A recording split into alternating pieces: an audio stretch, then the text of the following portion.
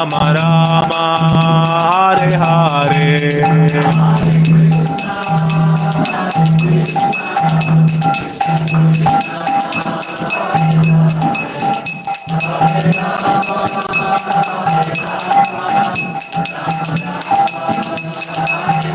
Jaya Jaya Prabhupada Prabhupada Prabhupada Jaya Jaya Prabhupada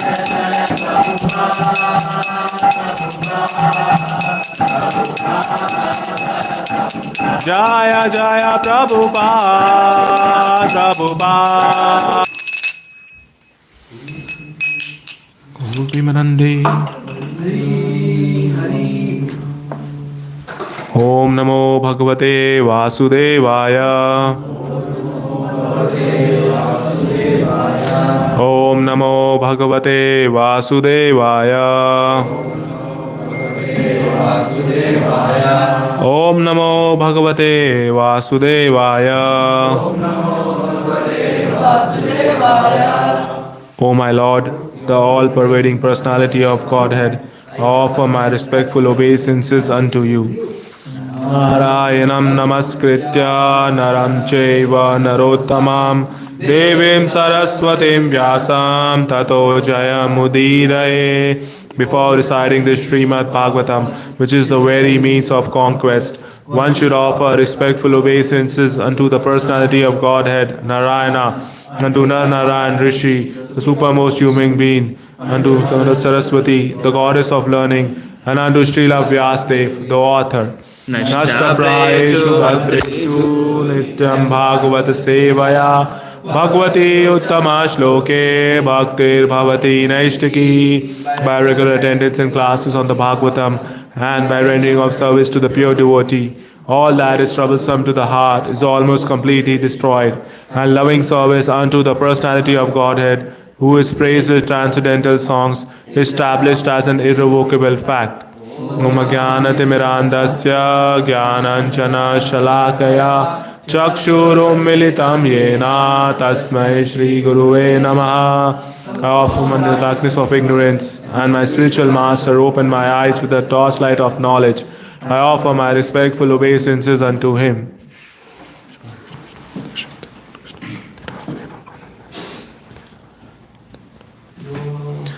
Hare Krishna. So today we are going to summarize Canto 7, Chapter 4, 5 and 6. So we will be reading the summary of Chapter 4, 5 and 6. So if we can get the summary of Chapter 4, Canto 7. The science of God. Yeah. Here may be that Canto means. All right. Anybody would like to read the summary? Yeah, you can go ahead. This chapter fully describes how Hiranyakashipu obtained power from Lord Brahma and misused it by harassing all the living entities within his universe, this universe. By severe austerities, Hiranyakashipu satisfied Lord Brahma and obtained the benedictions he desired. After he received these benedictions, his body, which had been almost entirely consumed, was revived with full beauty and luster like gold. Nonetheless, he continued to be envious of Lord Vishnu, unable to forget Lord Vishnu's having killed his brother. Hiranyakashipu conquered everyone in the 10 directions and the 3 worlds and brought all living entities, both demigods and asuras, under his control, becoming the master of all places, including the residents of Indra, whom he had driven out. He began enjoying life in great luxury and thus became mad. All the demigods but Lord Vishnu, Lord Brahma and Lord Shiva came under his control and began serving him. But despite all his material power, he was dissatisfied because he was always puffed up, proud of transgressing the Vedic regulations. All the Brahmanas were dissatisfied with him, and they cursed him with determination. Eventually, all the living entities within the universe, represented by the demigods and sages, prayed to the Supreme Lord for relief from Hiranyakashipu's rule. Lord Vishnu informed the demigods that they and the other living entities would be saved from the fearful conditions created by Hiranyakashipu. Since Hiranyakashipu was the oppressor of all the demigods, the followers of the Vedas, the cows, the Brahmanas, and the religious saintly persons, and since he was envious of the Supreme Lord, he would naturally be killed very soon. Hiranyakashipu's last exploit would be torment his own son Prahlad, who was Mahabhagavat. and exalted Vaishnava. Then his life would end. When the demigods were thus reassured by Supreme Personality of Godhead, everyone was satisfied, knowing that the miseries inflicted upon them by Hiranyakashipu would come to an end. Finally, Narada Muni describes the characteristics of Prahlad Maharaj, the son of Hiranyakashipu, and describes how his father envied his own qualified son. And this way the chapter ends. And summary of chapter 5. Yeah.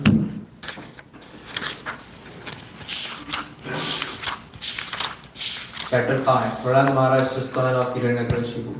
Prahlad Maharaj did not carry out the orders of his teachers, for he was always engaged in worshipping Lord Vishnu. As described in this chapter, Hiranyakashipu tried to kill Prahlad Maharaj, even by having a snake bite him and by putting him under the feet of elephants. Yet he was unsuccessful. Hiranyakashipu's spiritual master, Shukracharya, had two sons named Sanda and Amaka, to whom Prahlad Maharaj was entrusted for education. Although the teachers tried to educate the boy Prahlad in politics, economics, and other material activities, he did not care for their instructions. Instead, he continued to be a pure devotee. Prahlad Maharaj never liked the idea of discriminating between one's friends and enemies. Because he was spiritually inclined, he was equal toward everyone. Once upon a time, Hiranyakashipu inquired from his son what the best thing was that he had learned from his teachers.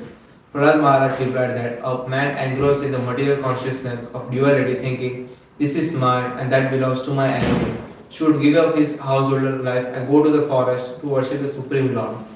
When Hiranyakashipu heard from his son about devotional service, he decided that this small boy had been polluted by some friend in school. Thus, he advised the teacher to take care of the boy so that he would not become a Krishna conscious devotee. However, when the teachers inquired from Prahlad Maharaj why he was going against their teachings, Prahlad Maharaj taught the teachers that the mentality of ownership is false and that he was therefore trying to become an unhonored devotee of Lord Vishnu. The teachers, being very angry at this answer, chastised and threatened the boy with many fearful conditions. They taught him to the best of their ability and then brought him before his father. Hiranyakashipu affectionately took his son Prahlad on his lap and then inquired from him what the best thing was that he had learned from his teachers. As usual, Prahlad Maharaj began praising the 9 processes of devotional service, such as Shravanam and Kirtanam. Thus, the king of the demon, Hiranyakashipu, being extremely angry, chastised the teachers Sanga and Amarka for having wrongly trained Prahlad Maharaj. The so-called teachers informed the king that Prahlad Maharaj was automatically a devotee and did not listen to their instructions. When they proved themselves innocent, Hiranyakashipu inquired from Prahlad where he had learned Vishnu Bhakti. Prahlad Maharaj replied that those who are affectionate to family life do not develop Krishna consciousness, either personally or collectively. Instead, they suffer repeated birth and death in this material world and continue simply chewing the chew. Prahlad explained that the duty of every man is to take shelter of a pure devotee and thus become eligible to understand Krishna consciousness. Enraged at this answer, Hiranyakashipu threw Prahlad Maharaj from his lap. Since Prahlad was treacherous that he had become a devotee of Vishnu, who had killed his uncle Hiranyaksha, Hiranyakashipu asked his assistants to kill him. The assistants of Hiranyakashipu struck Prahlad with sharp weapons, threw him under the feet of elephants, subjected him to hellish conditions, threw him from the peak of a mountain, and tried to kill him in thousands of other ways, but they were unsuccessful. Hiranyakashipu therefore became increasingly afraid of his son Prahlad Maharaj and arrested him. The sons of Hiranyakashipu's spiritual master, Shukracharya, began teaching Prahlad in their own way, but Prahlad Maharaj did not accept their instructions.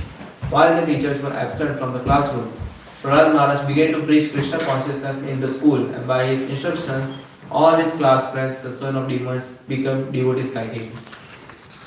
And the summary of chapter 6. Yeah, Venkatesh Babu, go ahead.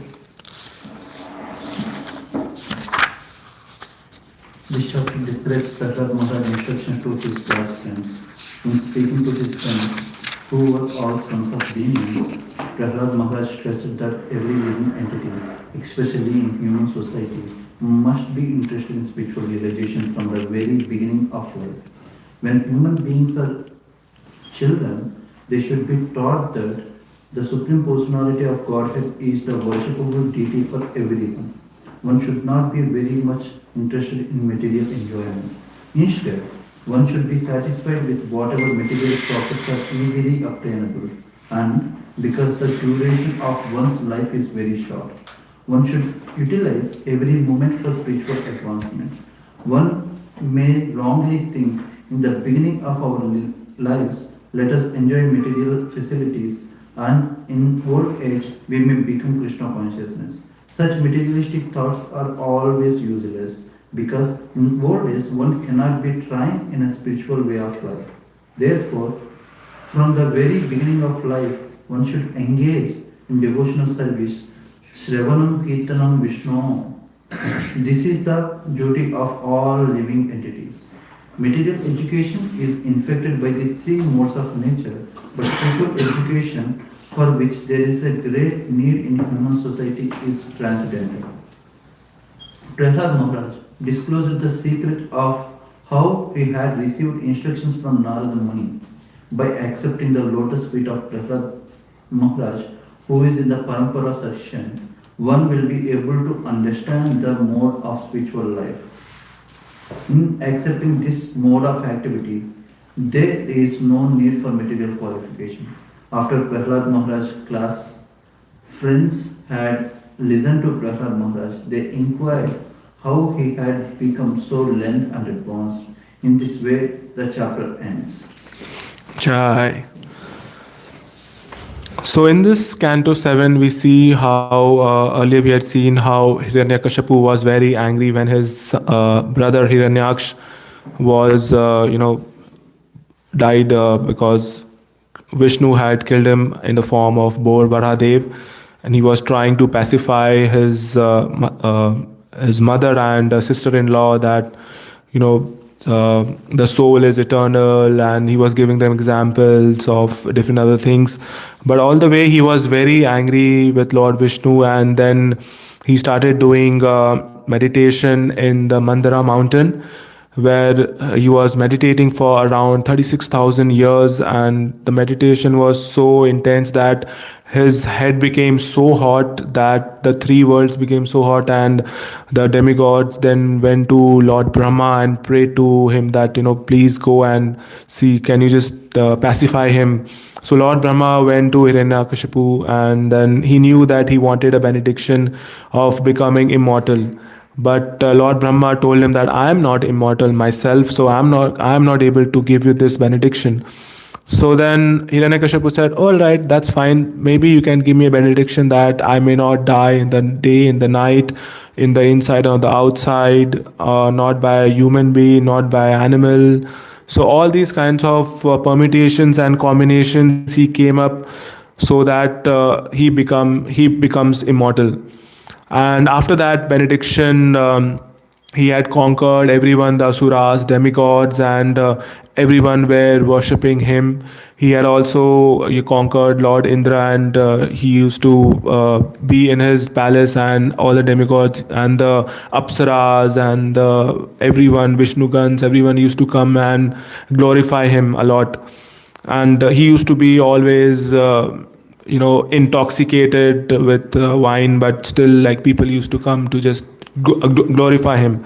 And then we see in the next chapter how in chapter 5 we see how he was trying to kill Prahlad Maharaj, who was one of the Mahajans, and he was a very great exalted devotee of the Supreme Personality of Godhead.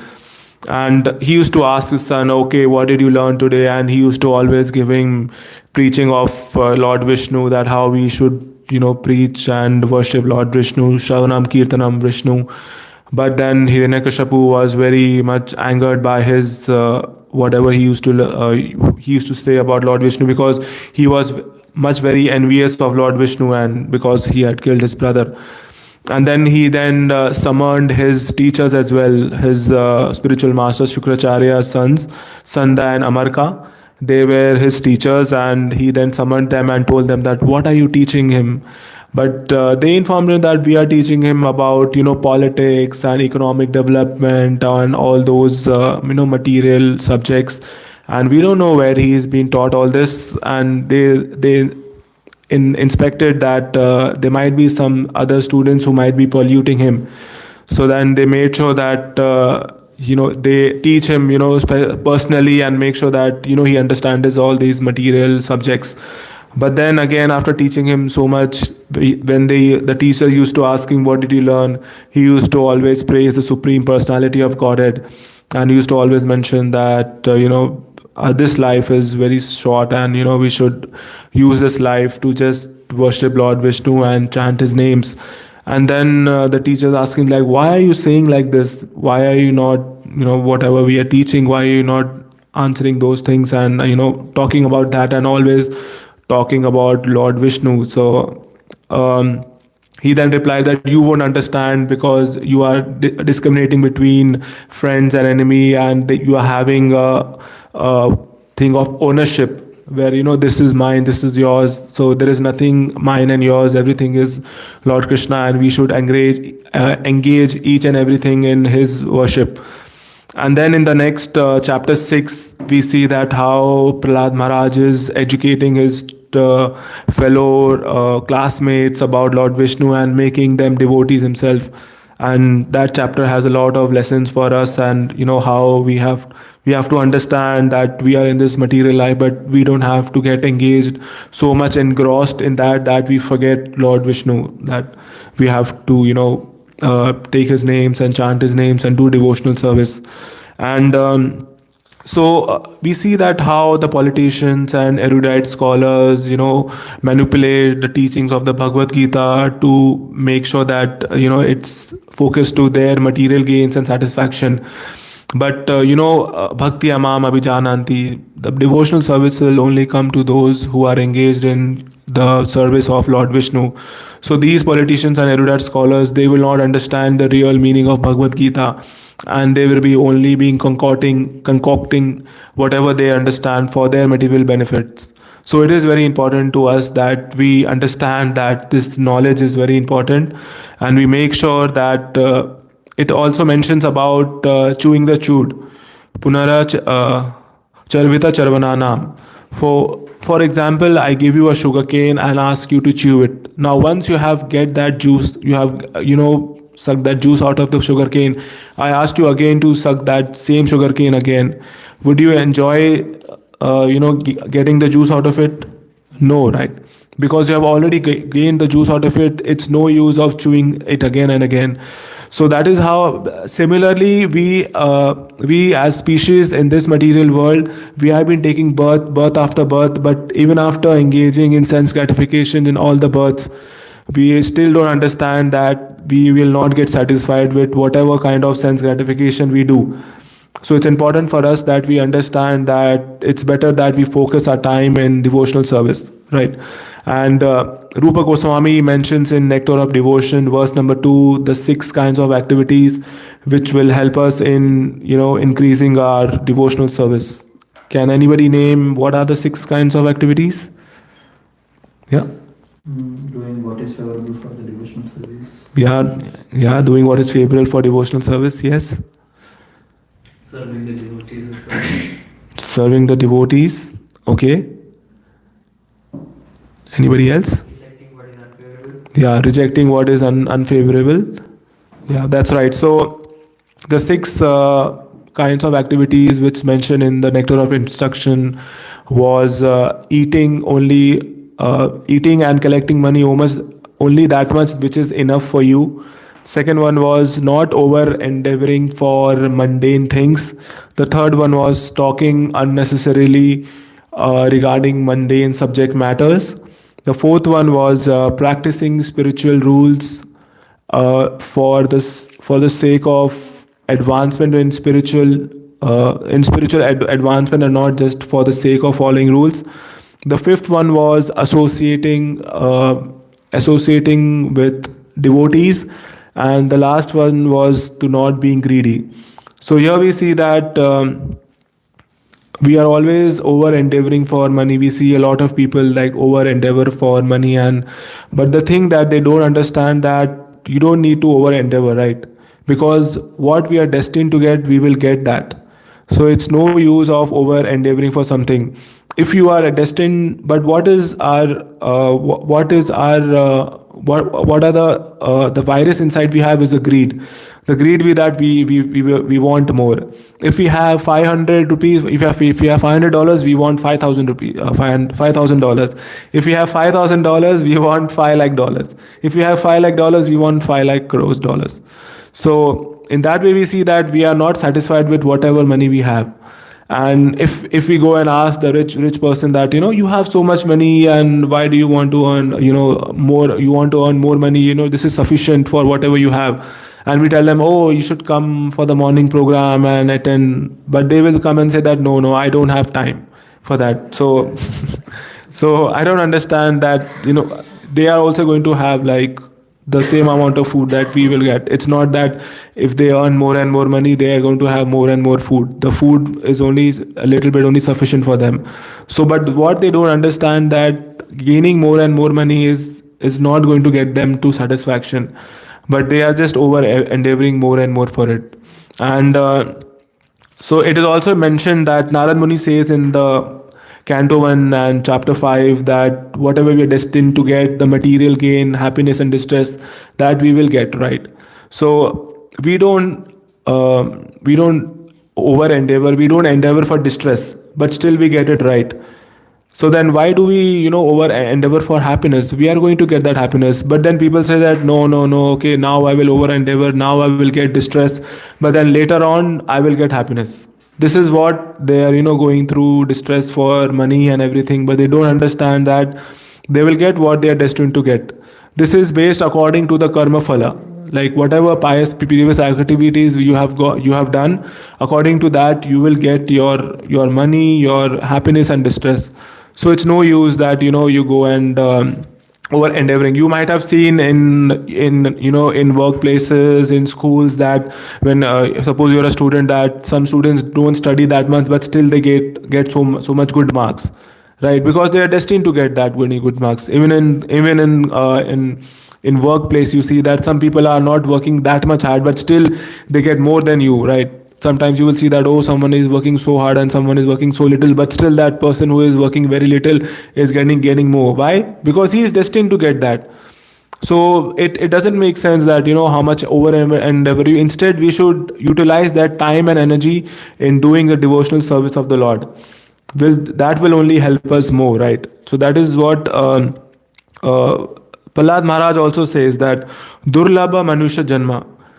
Each and every moment is very important, and we have to make sure that we utilize each and every moment very nicely, like to make sure that we don't waste it, because a moment which has gone will not come back, however much money you pay for to get that. So you have to understand that time is more valuable than money, but we don't understand that we give more value to money and less value to time. So that is why it's mentioned right in the summary of the chapter 6 also, that we have to start devotional service from the very beginning. Now when we are born, from the age of 1 to 10, we are in the childhood, so we don't understand that much, and that is wasted. Then from childhood to for coming in the teenagers age to like 20 years of age, it's gone like in the student life and everything, and so we have simply wasted our 20 years of life. And then the last 20 years of life, even in the old age, that will be, we will be in distress, we will be in disease and everything, so that is also gone. So we have very less time left. So people who are thinking that, oh, now we will work hard and gain money, and then later on we might do devotional service, it's very difficult for them to understand that that the knowledge which we get in this devotional service, in the service, in whatever the shastric injunctions are there, they are helpful to us in this material world which we are living in. They will help us to get out of whatever distress we have, to understand that why are we getting all these distress, to get out of this anxiety. Because people don't understand outside that why are they getting this distress, even after over endeavoring so much and everything. But once you understand that the distress which you're getting is according to your karma phal, then you don't get that much anxious, then you are calmed, and then you think about that, okay, I have got this distress, that is fine, but you have to also understand that this distress, whatever you're getting, is temporary.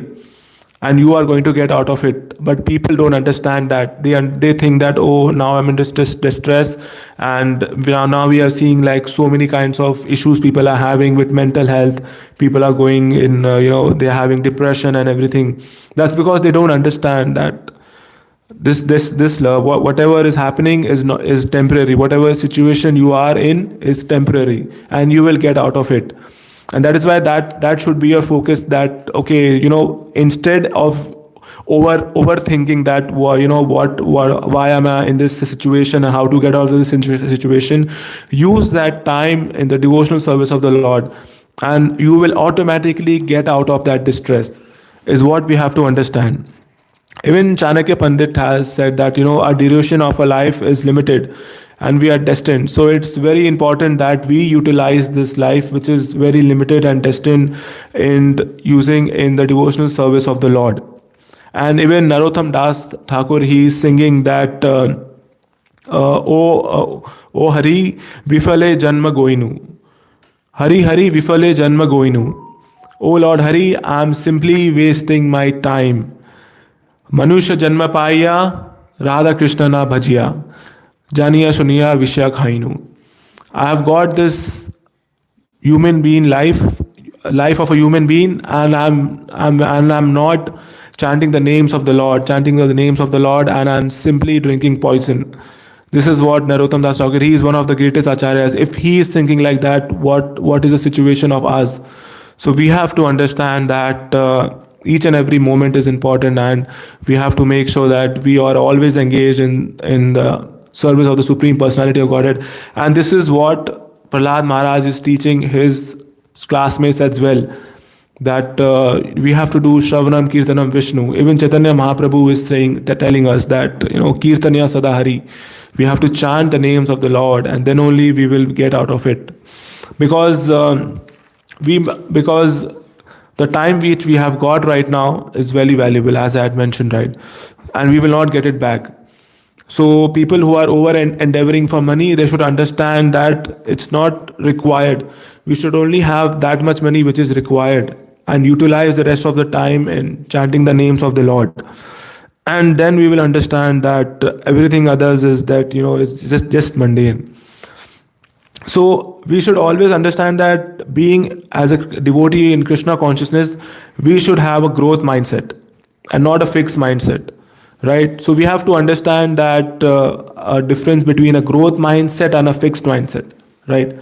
A fixed mindset is a person who doesn't want to change, and he will just go with the flow, and he will think, oh, I'm destined to have distress, I'm destined to have this, but he will not get, he will not think that how can I get out of it, how can I improve myself. But a person in a growth mindset, he thinks that, how can I improve myself, how can I make sure that I'm utilizing my time perfectly. So one of the key things which Benjamin Franklin has said that, he said that there are some people who die in 25 but get buried in 75. Now, according to you, what does that mean? Even he's died, and his name is still is popular, and people are taking him as a motivation or something. Right. Yeah, you were saying something? Yeah, I guess I misunderstood. It's like people, before the time comes, they start stressing about things. Right, yeah. So we see that, people are just living their life just the way it is flowing, and they are not taking control of their life. And instead, life is taking their control. And their life becomes so mechanical that they are just living their life. They are simply wasting their life. But they don't understand that after millions of births that we have got this life, and we don't have to, waste it. That's simply just living it just the way, and just the way it's just going with the flow. If you have heard that phrase, going with the flow, you have seen like many people, this is going on, that is going on, I'm just living my life, and I don't know what direction it is. Whatever direction it is going, I'm doing that. Now suppose you are watching a movie, and there is a delay of 3 seconds in the dubbed in the voice. Wouldn't you feel very annoying, right? So similarly, people also, like, they are living their life, and then it's just very annoying. But we have to understand that we have to get out of it. And here the quote also says that 25, because till 25 we are learning and exploring, right? And after that people just stop to learn and explore. But we have to make sure that we keep learning by working, because we start working from after 25. But then people think that, oh, now I'm working, I don't have time to learn and gain more knowledge. But that is not right, and to explore as well. But you have to take out some time from your life, so that you make sure, maybe an hour or two, not much, but you have to make sure you get out that time, so that you learn and explore. Because that time will only help you to have a growth mindset, right? And do you know what is the best alarm clock in the world? Rooster. A rooster. A rooster.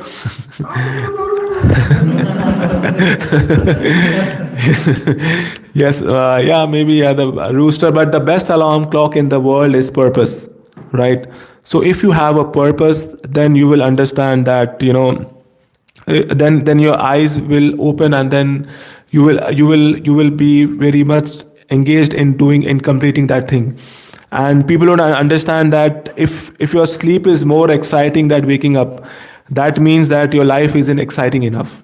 So you have to make sure that your life is so exciting that you wake up with excitement, that, oh, that, and you should have that thought that, oh, I have wasted my time in sleeping, and I have such a big purpose of serving the Lord, attending Mangala Aarti, right? Attending the Aarti, right? And our intention should not be, oh, now I have to go for Aarti. Oh, this is not what I want to do. That should not be intention. Our intention should be that, oh, just jump in and think that, oh, now we're going to go and attend the Aarti. Is so nice. Going to chant the names of the Lord. That should be our purpose. So that is how we have to look into it. And so what is that? The people that who are like they don't understand what is the people don't get more, like they don't understand, they are not able to get more out of their potential, right?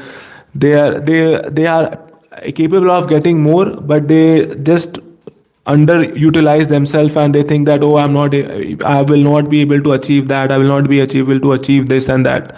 But we have to understand that small things which we do to improve ourselves, even like reading 5 minutes, will really help us to improve in our devotional life, in our spiritual life. Because Prabhupada has said that books are the basis, right? So if we have a strong base, then we can make sure that we can grow in the spiritual life, advance in our spiritual life, and not just in material activities. Because material and activities, whatever you do, is like a sand pit. You will just get engrossed inside that, and this is the only knowledge which will get you out of it. So we have to make sure that we engage more and more time in reading and chanting and all those things, and associating with the devotees. So so having a growth mindset also, we should make sure that we get guidance, right?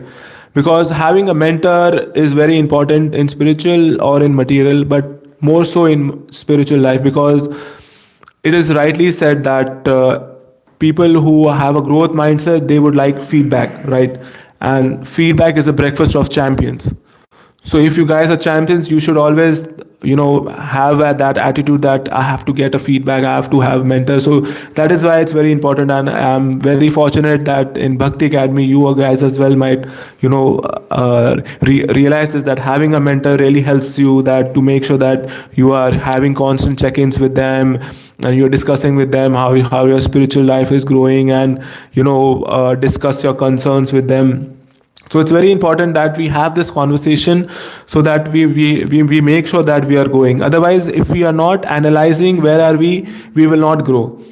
So that is why it's very important to have a sadhana chart, to analyze where are we, to have conversations with our mentor. And we should not have that attitude that, oh no, why would I want to discuss my personal life with someone. And we should not shy out of that oh, maybe that mentor might judge me or not. But that or maybe that mentor might discuss my problems with somebody else. But we should understand that especially in Krishna consciousness, the mentors and everything, they are more than happy to help.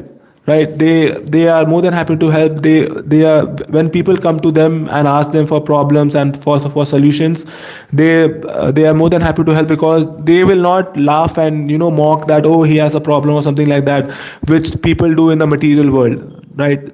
But in the spiritual, among devotees, among the spiritual like mentors we have, they are very much more than happy, and they will guide you to the right path. And that is why, and we know that illusory energy is Maya, is doing double the work behind the devotees, right? Devi aisa gunamaya mama maya durateya. So we have to understand that Maya is working and doing things in the material world. We will get engrossed. So having a guidance, having a having a sadhana chart, analyzing where are we, will really help us to understand where we stand and how can we grow. And the next thing is, I would say that challenges, right?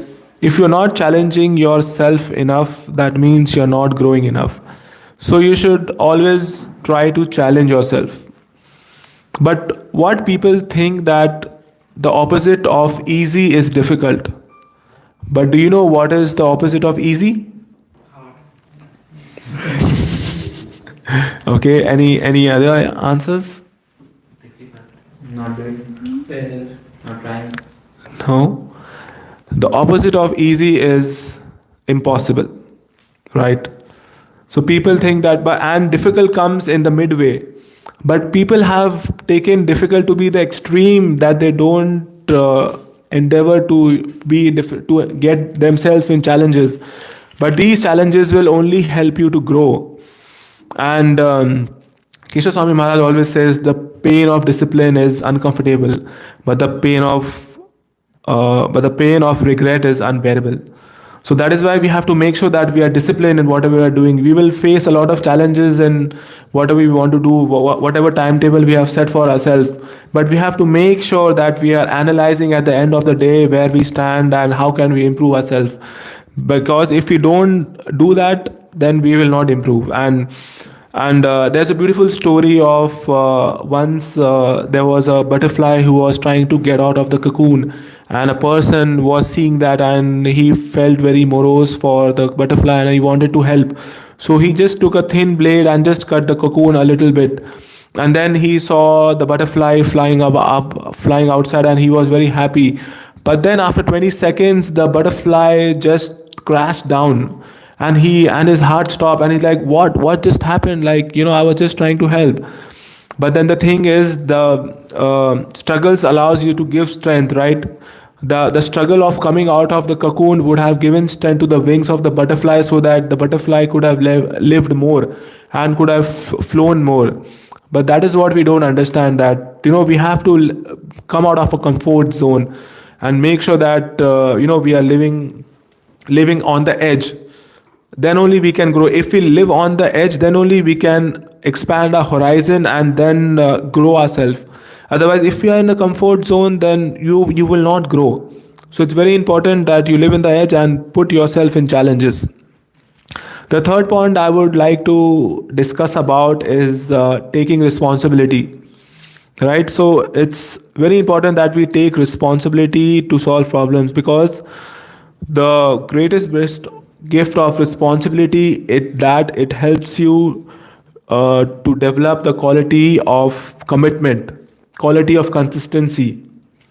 Like it is, in one of the research, it was found out that 90% of the people don't achieve what they aim to achieve just because of commitment and consistency.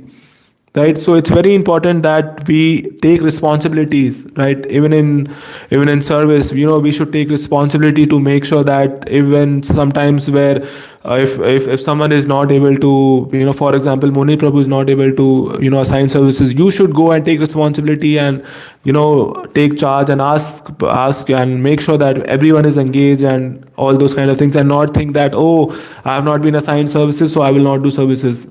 But we should rather, be more committed and be consistent in our services, that we make sure that we are doing some kind of services, or, whatever what we are aiming to do. Because it's very, because Bruce Lee has also said that I don't fear the person who has practiced kicks for 1,000 times, but I fear the person who has practiced one kick 1,000 times.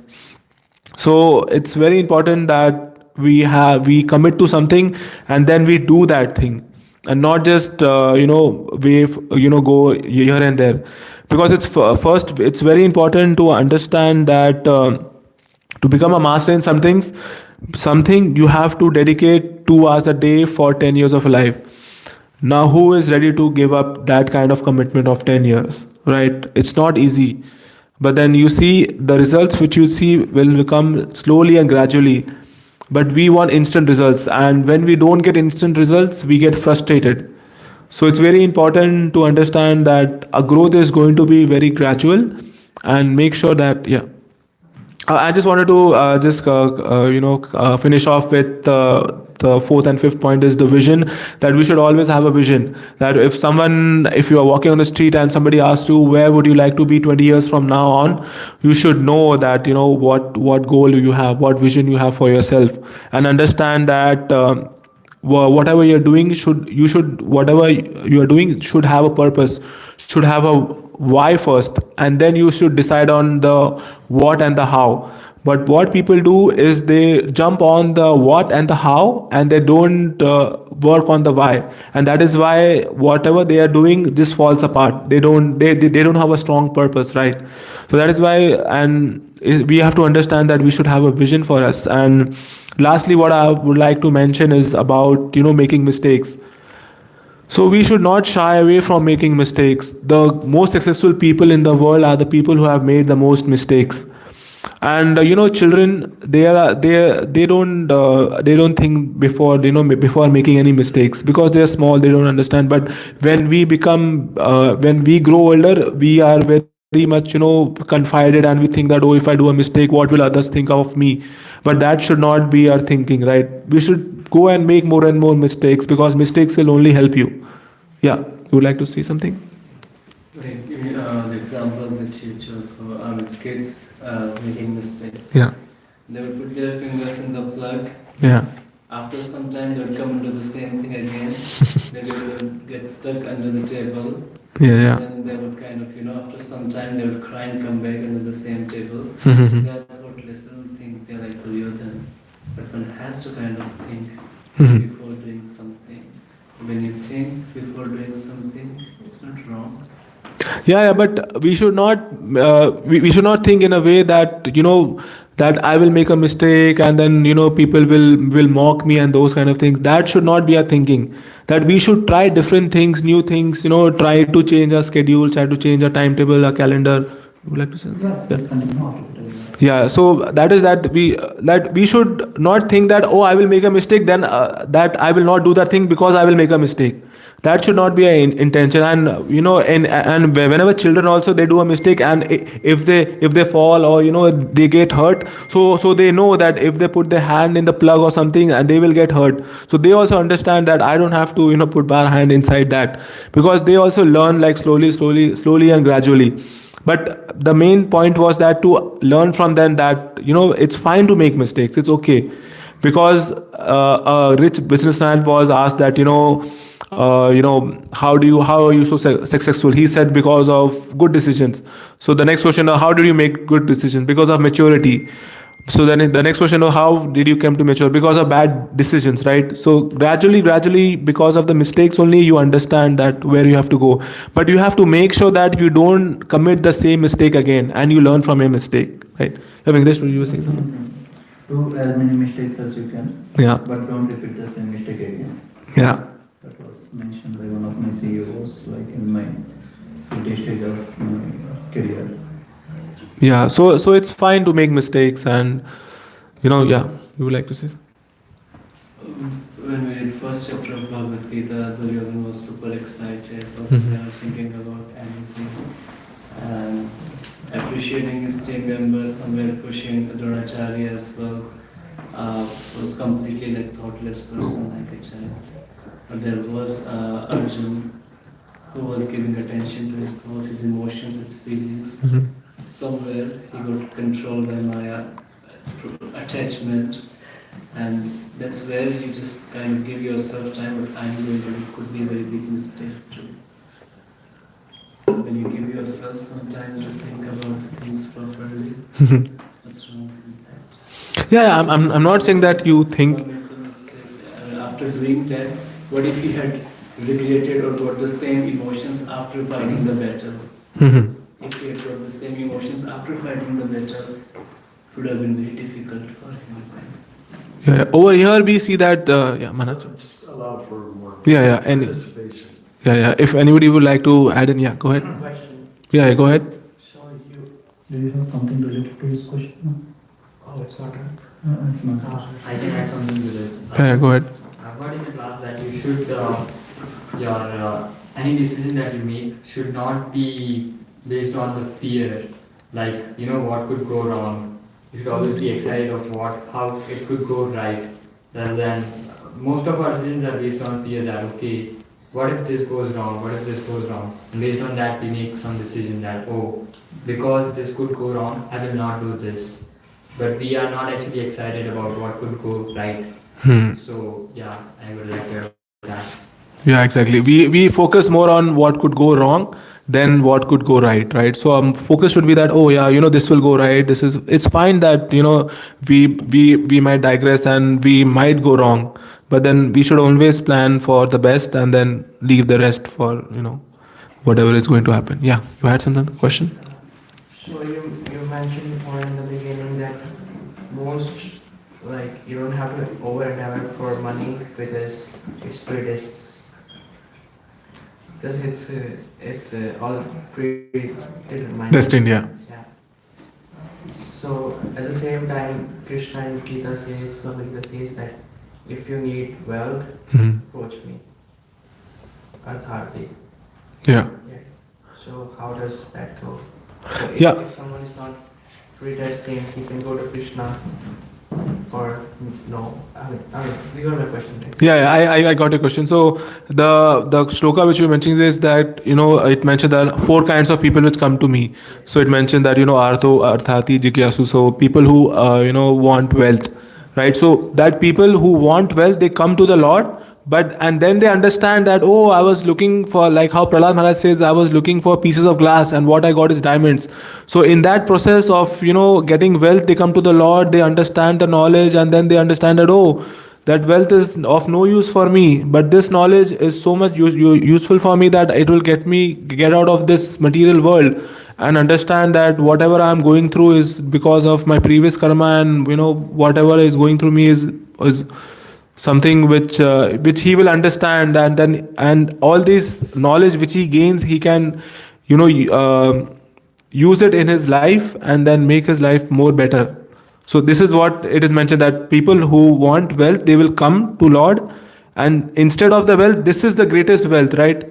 The greatest wealth is this knowledge, that monetary wealth is of no use, because when you die, that monetary wealth will be left over here. But what wealth is very much more important is this wealth. So this is the wealth which is more important, which in our life, which we should concentrate on, rather than just concentrating on the material wealth. Did I answer your question? Yeah. Hey, go ahead. I asked you a question like you said that we should not over endeavor for things, Yeah. and everything is destined, like happiness is just whatever outcomes are going to go. Yeah. But if you see the pastor of Sudama, he was not over endeavor because he knows that this is the reaction of my karmas of my previous life. Yeah. But he was a devotee of the Lord and a friend also. But still he was saying that no, this is my karmas, I will bear this pain. But his wife said that you should go and take help of Krishna. But we say that everyone who is in distress, we go to Krishna to take our help.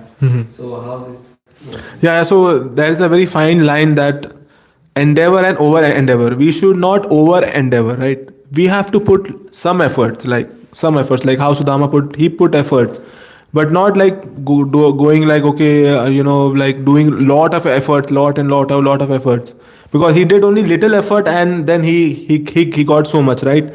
But he did the effort. So that is the main point, that we have to endeavor but not over endeavor.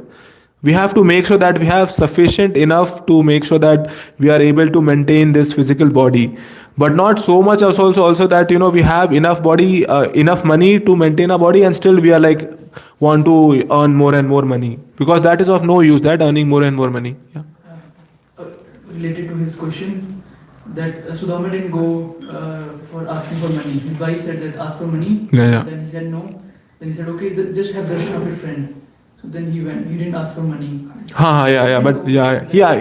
But he just went to see, and then Krishna then made sure that that arrangement was made. Yeah, so it is, but but still he went, right. So that is the main point, that we have to put efforts, little efforts, but not a lot of efforts, right? Like if we don't put efforts at all, then we will not get whatever we are destined to get also, right? If we are destined to get $500, if we don't work at all, then how we are going to get that? So we have to put efforts, little bit efforts, and like not more efforts, and then direct that other efforts to the devotional service. Yeah. Jai. Anybody would like to add anything else? And Destiny says work for 5 hours, then only $500 you will get. Yeah. All right. Thank you so much. Grantha Srimad